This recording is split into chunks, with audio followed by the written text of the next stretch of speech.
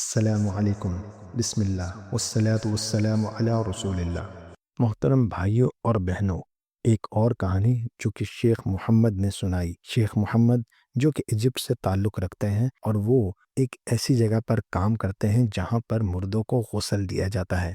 ہر چیز واپس آپ کی نیت پر آتی ہے، اور آپ اپنی آخرت کے بارے میں کتنا سیریس ہیں، آپ سچائی کی تلاش میں کتنے مگن ہیں، آپ اپنی زندگی میں کیا کر رہے ہیں تاکہ ایک اچھے انجام کو پہنچے، یہ سب ان کہانیوں سے جڑی ہوئی ہیں۔ پہلی کہانی، شیخ محمد کہتے ہیں کہ ایک بھائی میرے پاس آئے جو کہ نیو یارک سے تھے۔ یہ بھائی صبح صبح مسجد میں داخل ہوئے جب فجر کی نماز کا وقت تھا، اور وہ مسجد میں داخل ہوئے اور لوگوں کو دیکھتے ہی انہوں نے کہا، مجھے محمدی بننا ہے، مجھے محمدی بننا ہے۔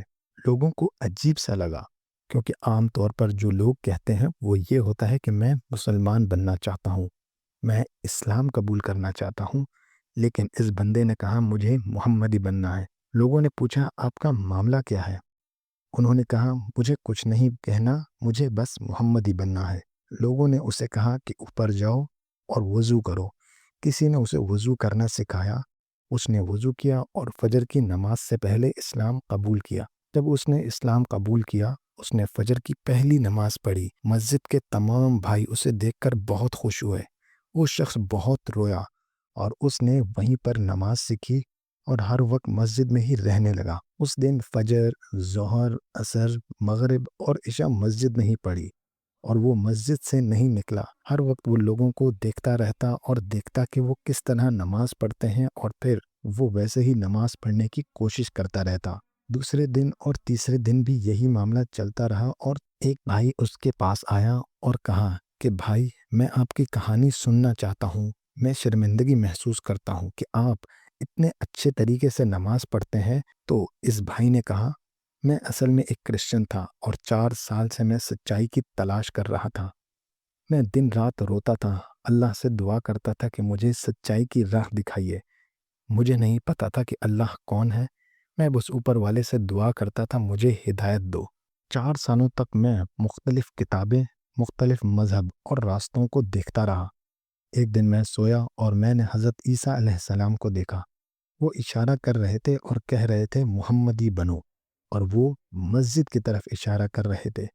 جب میں اٹھا تو مجھے صرف ایک بات یاد رہی کہ محمدی بنو، اور میں محمد صلی اللہ علیہ وآلہ وسلم کے لوگوں میں شامل ہو گیا۔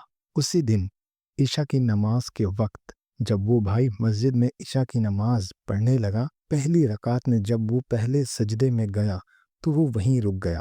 امام نے دوسرا سجدہ بھی کیا، لیکن یہ بھائی اپنے سجدے میں ہی رہا۔ امام نے تیسری اور چوتھی رکعت بھی پوری کر لی، مگر وہ بھائی اپنے سجدے کی حالت سے نہ اٹھ سکا۔ جب نماز ختم ہوئی، لوگوں نے انہیں ہلایا اور دیکھا تو وہ فوت ہو چکے تھے۔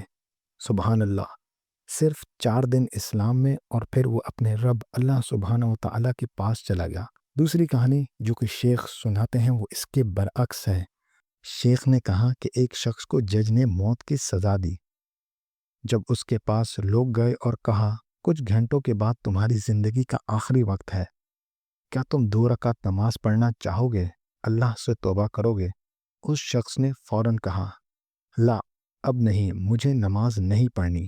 لوگ حیران ہو گئے۔ استغفر اللہ، تمہیں صرف 2 یا 3 گھنٹے کا ٹائم دیا گیا ہے، اور اس کے بعد تمہیں پھانسی دے دی جائے گی، تم پھر بھی نماز نہیں پڑھنا چاہو گے؟ اس نے کہا، نہیں، مجھے نماز نہیں پڑھنی۔ انہوں نے پوچھا، تمہاری آخری خواہش کیا ہے؟ تو اس نے جواب دیا، مجھے سگریٹ دے دو۔ آخری کام جو اس نے اپنی زندگی میں کیا تھا وہ سگریٹ پینا۔ لوگ اسے کہتے رہ گئے کہ نماز پڑھو، توبہ کرو، مگر اس نے منع کر دیا۔ یہ ہے فرق ایک ایسے شخص میں جو کہ سچائی کی تلاش کر رہا تھا، اور ایک ایسے شخص میں جو کہ مسلمان تو تھا مگر اس میں سچائی کی طلب نہیں تھی۔ پہلی بار 4 دن کے لیے مسلمان بنے شخص نے اتنی خوبصورت حالت میں موت پائی اور اللہ سے جا ملا، جبکہ دوسرا بھائی جو اپنی زندگی گمراہی اور گناہوں میں گزار رہا تھا، اس کا آخری کام سگریٹ پینا تھا، اور پھر اس کا انجام برا ہوا۔ شیخ محمد نے اور بھی کہانیاں سنائیں کہ کیسے کچھ لوگ مسلم ملکوں میں رہتے ہوئے بھی بہت برا انجام پاتے ہیں، انشاءاللہ تعالی ہم اگلی ایپیسوڈ میں ان کہانیوں کے بارے میں بات کریں گے. تب تک کے لیے السلام علیکم ورحمۃ اللہ وبرکاتہ.